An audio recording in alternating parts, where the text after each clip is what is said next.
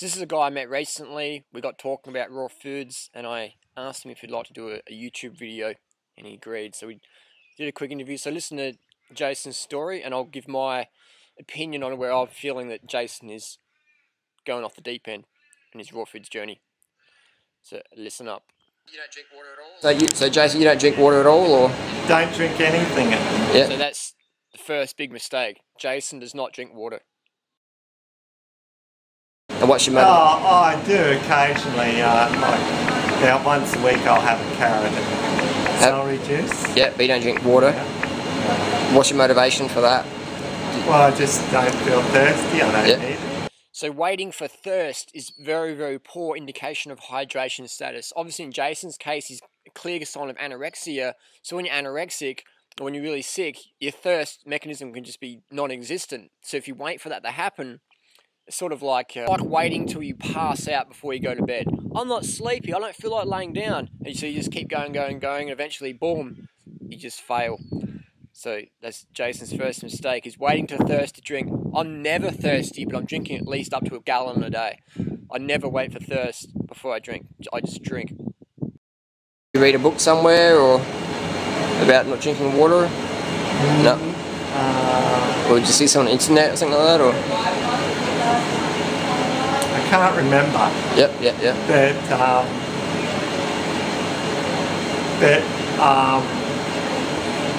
I think I read somewhere that if you need a drink, you'll be naturally thirsty and you'll feel dry. Yep. If I was thirsty or I felt dry or something, and then I drink water. So again, we can see that, you know, people read books and they take it as like 100%, you know, rule, which is, you know, can get you into some really bad strife, especially if you're taking advice from these raw food gurus who are smoking bongs, who are anorexic themselves, who are bulimic, who are totally out of shape. They might be nice people, but if you want to get health advice, don't take health advice from people who can't do it themselves, who aren't obviously getting the results they desire. Some people say that thirst is a weak indication of true dehydration. But, you know, like fruit and vegetables, they're over 90% water. Yeah. But which is my diet. Except the only thing concentrated I eat is rice cakes, really. Yep. Everything else is like over 90% water.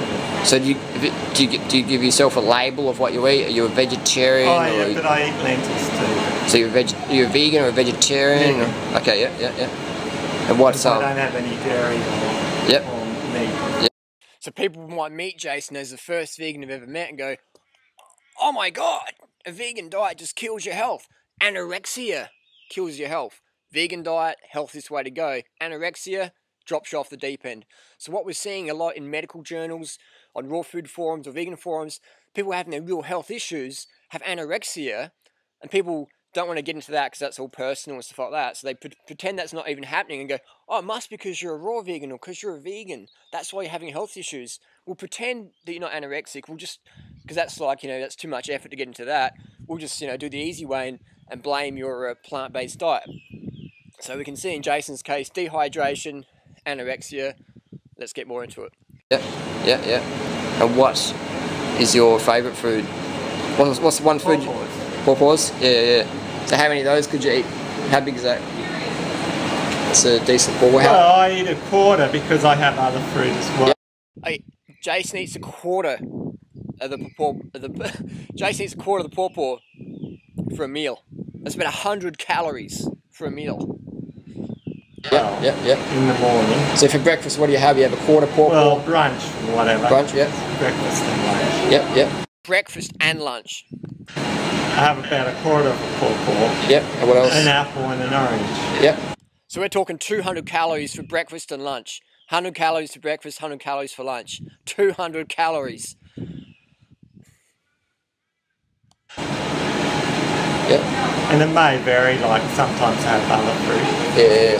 But so you never any big, do you have any big fruit meals or like large fruit meals? Bigger than that. Yep. That's pretty small. That's like, you know, that's 150 calories. Yeah, it's not much at all. It's about That's about... It satisfies me. Yeah, that's about 5. If you're anorexic, 150 to 200 calories will satisfy you. 5% of what I'd recommend. But yeah, that's cool. But I eat big at night time. I have a big meal. Yep. What about sleep? What time do you go to bed normally? What time do you think sleep's important, or don't need? Yeah, I go to bed too late. Last night I went at 12 o'clock. Yeah. What time do you get up? Classic sign of undereating is difficulty going to sleep at night time. You sort of, you don't want to go to bed because your body's forcing you to stay up to find more calories. When you're getting enough calories, it's really easy to go to bed early. So that's another sign that your diet's not working for you, you're not eating enough, is it's hard to go to sleep early. I find it's really easy for me to go to bed early and get up early. I like to go to bed close to sundown and get up with the sun. That's a good natural cycle you can get into. Normally, so you think you're eating too much? You think you're eating too much food? Yeah, night time, too big a meal. So you reckon 3 medium potatoes is too much food, or? No, plus everything else I eat. Yeah, but eat vegetables. Yeah. But, like cooked pumpkin, I think I eat too much. What, do you have a whole pumpkin, do you? No. Jason was laughing at the idea of eating a whole pumpkin. I mean, a whole pumpkin's like, maybe 600 calories, you know what I mean? But just because it's big in volume and low in calories, people think, oh my God, it's too much food. So again, this is a mistake people get into. They're thinking they're eating too much, but if you look at their physiology, their BMI is under 17.5, which is under the anorexic level. But still they think in their head, I'm eating too much, I'm a pig, I'm going to get fat. But I'm an anorexic, I'm a starvation victim. So that's the problem people get into. So we can see that, all these people that say you shouldn't eat a meal bigger than your fist because that's the size of your stomach. That's like saying you shouldn't carry anything in your hands because your hands are only this big. You shouldn't carry anything bigger than that in your hands. That's like saying you shouldn't breathe your lungs because your lungs are only this size and you shouldn't expand them. That's like saying when you go to the toilet to defecate, you shouldn't be bigger than a stick because that's how big your anus is when it's contracted. These limited thinking, limited beliefs get people into some serious health issues.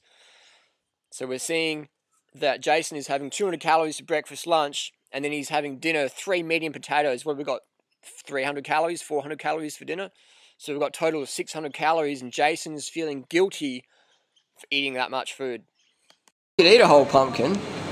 A whole pumpkin's fine. There's not many calories in pumpkin. It's pretty low calorie. But it tastes sweet. Yeah. Now this is the next problem. Jason is feeling that sugary foods are bad for you because he's listened to David Wolfe and all those Robert Young gurus who, wouldn't have a clue that sugar's bad, you should stay away from sugar. So Jason's feeling guilty for eating pumpkin. So he's limiting his pumpkin calories. Is that bad? Well, that means its sugar content's not fairly high. So is that good or bad? I don't think it's good. So you think you should eat... The pumpkin's got too much sugar. Eat less pumpkin? So you're addicted to pumpkin? Addicted to cooked pumpkin? A pumpkin junkie. Potatoes. Addicted to them. I don't think you can be addicted to them. It's good carbohydrate source, That's pretty good. What, I mean, in moderation, if I ate less of them, it'd be better.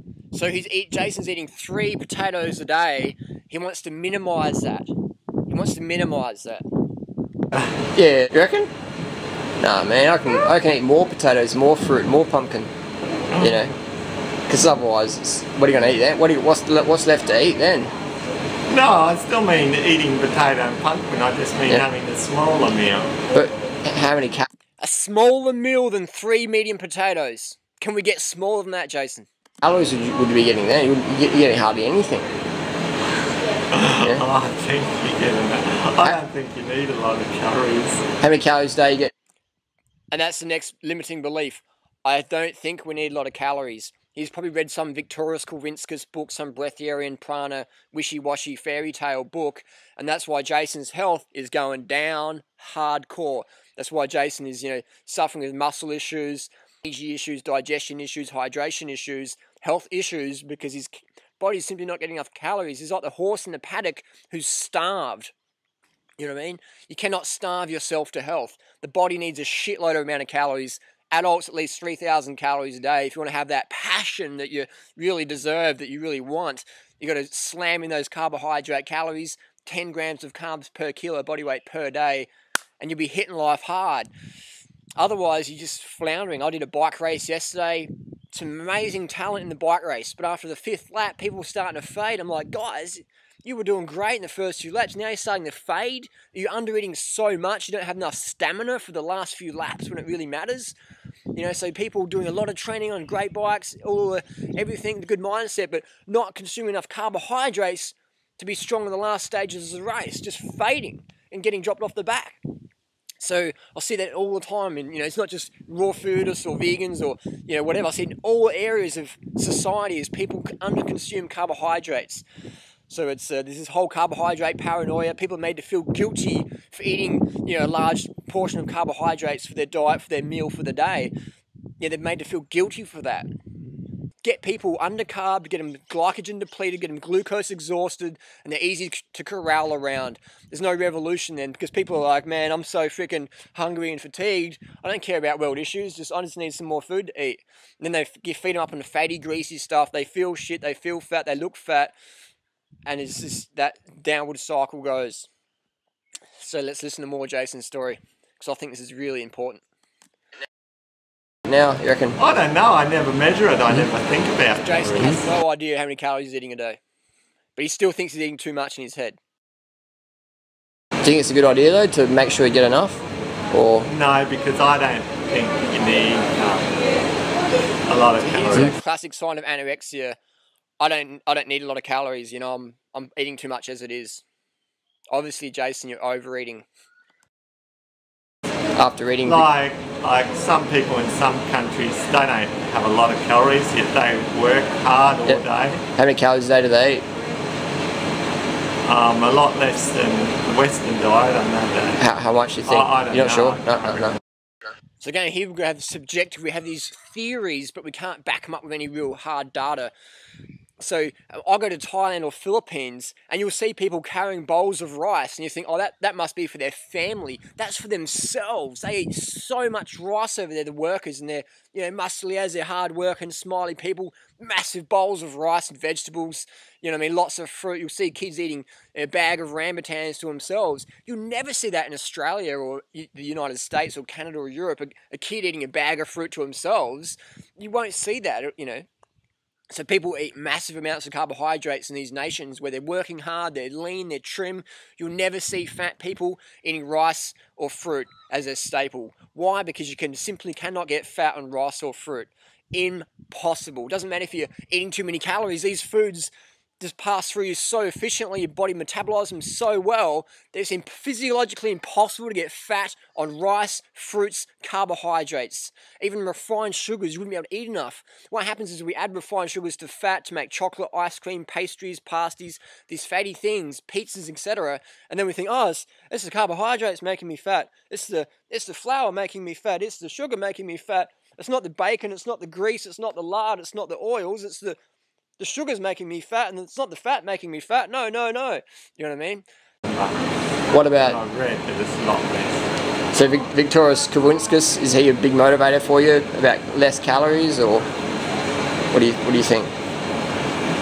Or what's your motivation for less calories? Calorie restriction? Is that... I just don't think it's...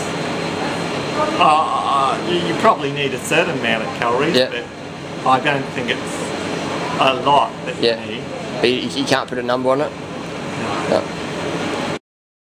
This is why I stress it again and again and again. Learn your calories. Aim for 3,000 plus a day for an adult if you want to live at intensity. If you want to burn the body blubber, if you want to get fitter, stronger, leaner, get more calories in so you can live more with more passion. Fuck off the coffee, fuck off the drugs, race clean, race hard, get the calories in, carbohydrates high, fat low, vegans where it's at, fruit's your friend. And when someone says, oh, you need to eat less calories, it's like, man, you need to eat less fat, more carbohydrates, so you've got enough glycogen to hit it hard.